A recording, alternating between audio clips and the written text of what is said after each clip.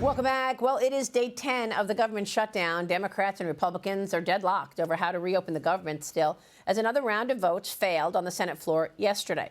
The Environmental Protection Agency sending furlough notices to its employees after keeping them on the job for the first 9 days of the shutdown. Up until this point, the agency was tapping into carryover money to keep nearly all of its employees working, but something's got to give. Joining me now is EPA Administrator Lee Zeldin. Lee, great to see you. Thank you so much for all that you're doing. Walk us through the impact of this shutdown on the EPA.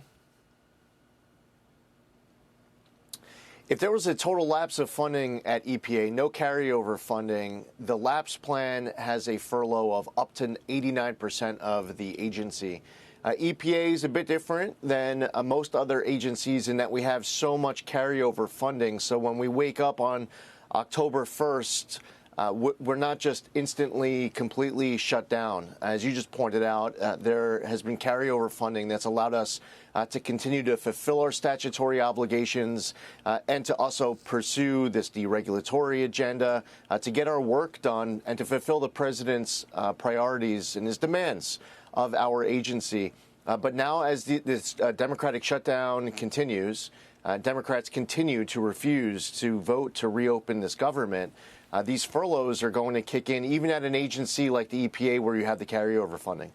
Well, look, they want the Obamacare subsidies back in place.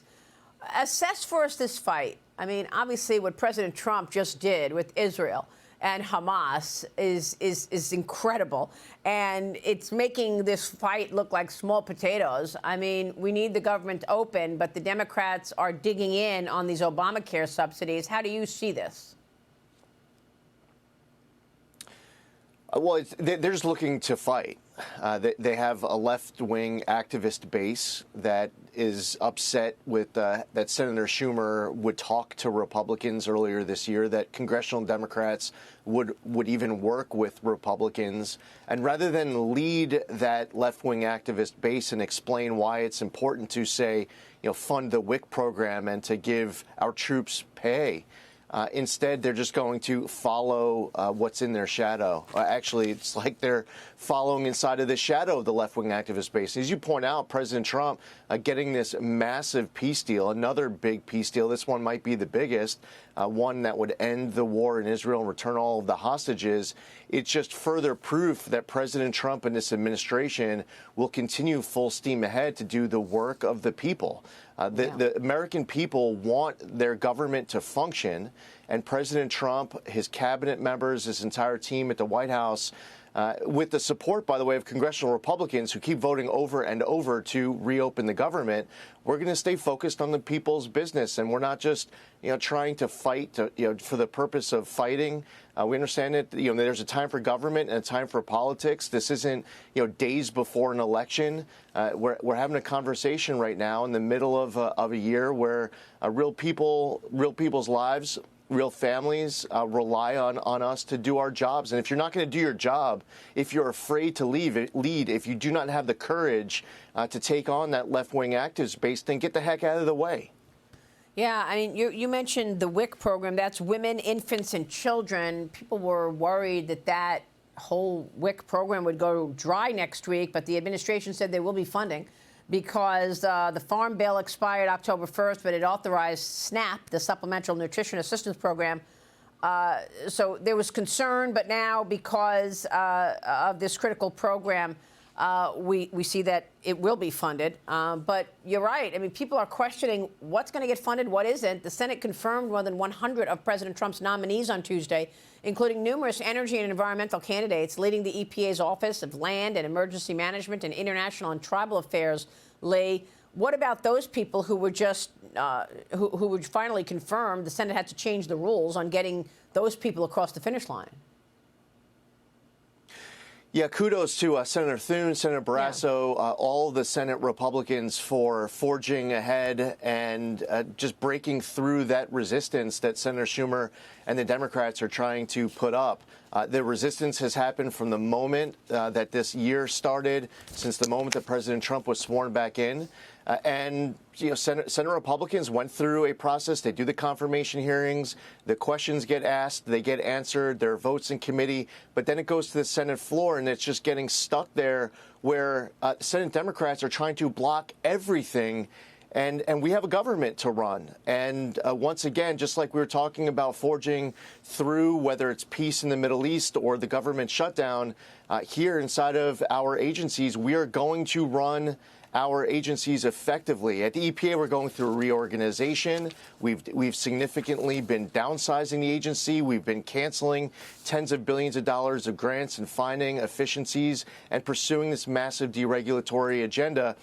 Senate Republicans are helping that cause by deciding to forcefully break through this resistance that they meet, and we appreciate it.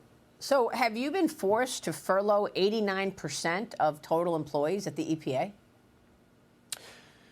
Not yet. That would be the number if we had a total lapse of funding. But because of the carryover funding and so many different pots of money that carry over into the next fiscal year, we haven't had to fully implement, and we're not able to yet fully implement that total lapse, but because we still have some carryover funds.